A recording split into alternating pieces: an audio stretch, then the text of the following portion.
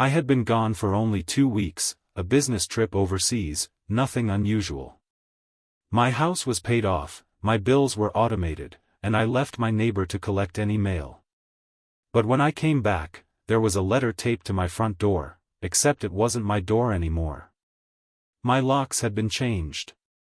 The letter was from my HOA, a community organization I never wanted to join, but was automatically enrolled in when I bought my home. According to them, I owed $1,200 in unpaid dues, plus thousands in legal fees. Since I failed to respond, they had seized my property and sold it at auction, without my consent. I thought it had to be a prank. But the key they left behind? It didn't fit. And the stranger's car in my driveway proved it. This was no joke. I knocked on the door, my heart pounding. A man opened, clearly startled. He claimed he'd bought the house legally from the HOA at a foreclosure sale for a fraction of its value. My furniture was stacked in the garage, some of it already damaged. He even showed me paperwork, official-looking documents, signatures, a stamp from the county recorder's office. I was shaking as I read them, because the signature, from me, wasn't mine. When I confronted the HOA president, a sharp-smiled woman named Marlene, she told me in her clipped, smug voice, "You should have read your contract. We have the power to do this. You broke the rules." I had never missed a single payment, I had proof. But she didn't care. She said the sale was final, and if I didn't leave the property, I'd be trespassing.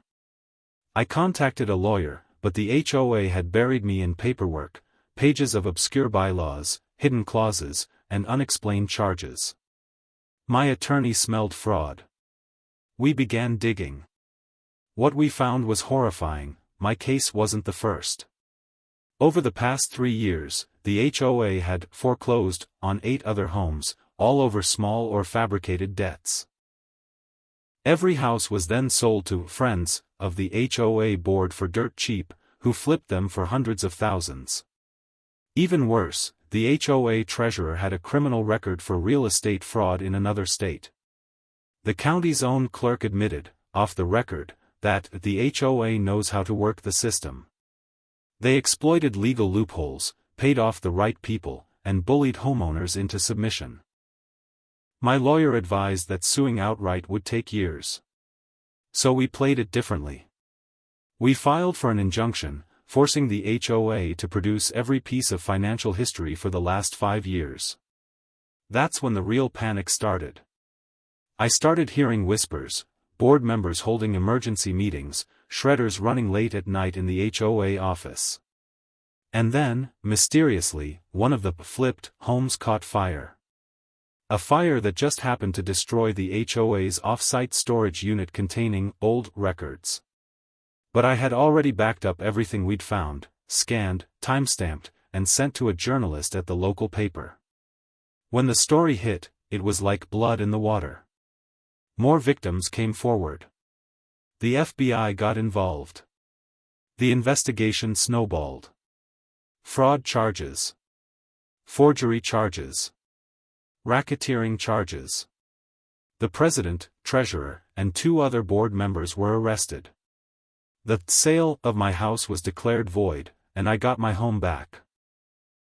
Along with a settlement big enough to replace everything they'd damaged. Walking back into my home for the first time after months of hell, I felt both victorious and sickened. The truth about HOAs is something most people don't want to know. Some are decent, but others? They're predators hiding behind friendly newsletters and community guidelines. To this day, I warn everyone, read your HOA's bylaws, keep every receipt, and never underestimate how far they'll go if you stand in their way. Because I learned the hard way, when an HOA decides they want your home, you're not just fighting neighbors, you're fighting a machine built to take everything you own.